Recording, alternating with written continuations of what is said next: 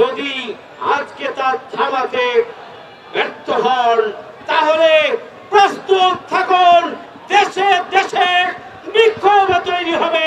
কোন মুসলিম রাষ্ট্রের রাষ্ট্রপ্রধান ক্ষমতায় থাকতে পারবেন না। আজকে বাংলাদেশ রাষ্ট্রকে সিদ্ধান্ত নিতে হবে ইসরায়েলি সন্ত্রাসী বাহিনীর বিরুদ্ধে কঠোর হুঁশিয়ারি প্রদান করতে হবে। আজ আমরা বিশ্ব মানবদেরকে বলতে চাই, মুসলমানদের মনে হয় মানবাধিকার থাকতে নেই। যদি তাই হতো কেন আজ আপনারা চুপ রয়েছেন?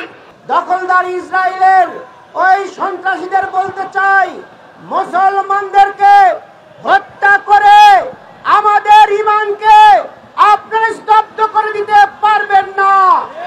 মুসলমানদের আমাদের আসল জীবনের সূচনাই হলো মৃত্যুর পরে।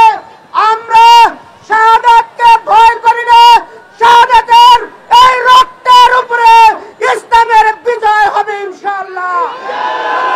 মসজিদুল আকসার উপরে হামলা বন্ধ করুন, নইলে আপনারা সেই আপনার মতো ধ্বংস হয়ে যাবেন, পৃথিবী থেকে নিশ্চিহ্ন হয়ে যাবে। বিশ্ব মোড়ালদেরকে বলবো, যারা মানবতার বুলি আওড়াচ্ছেন, মানবতা আজকে কত বিখ্যাত, মানবতা আজকে জীবন্ত লাশ হচ্ছে। আর কত মানুষ মৃত্যু হলে মানবতা জাগবে? জাতিসংঘ তোমরা চুপ করে বসে আছে কেন বিশ্ব মুসলিম জানতে চায়। ওআইসি তোমরা কেন চুপ করে বসে আছো বিশ্ব মুসলিম জানতে চায়। আমরা আরব নেতাদের কাছে বলতে চাই, তোমরা যদি রাজতন্ত্র হারানোর ভয়ে ফিলিস্তিনের পক্ষে কথা বলতে না পারো, তাহলে তোমাদের রাজমসনদ শেষ হয়ে যাবে। আজকে বিশ্বের 200 কোটি মুসলিমকে আজকে একত্রিত হতে হবে। এই জন্য আসুন আমরা ইসরায়েলের সমস্ত পণ্যগুলোকে বয়কট করি।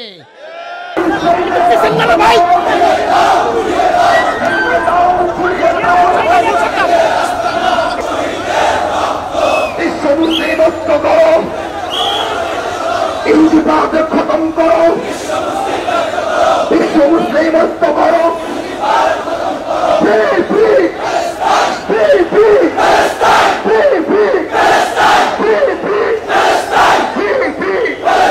Boycott, boycott. We are Muslim. एक होमलाइन करो। बांग्लादेश जमात इस्लामी जिंदाबाद जिंदाबाद। फिलिस्तीन फिलिस्तीन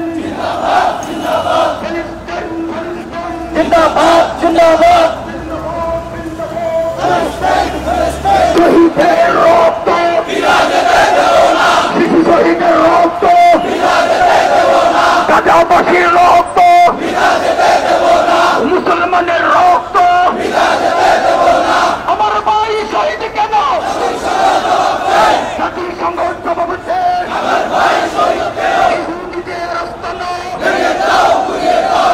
আমরা আজকে পরিষ্কার ভাবে বলতে চাই, অবিলম্বে গণহত্যাকারী খুনি সন্ত্রাসী নেতানিয়াহুকে বিচারের আওতায় নিয়ে এসে তাকে গ্রেফতার করতে হবে।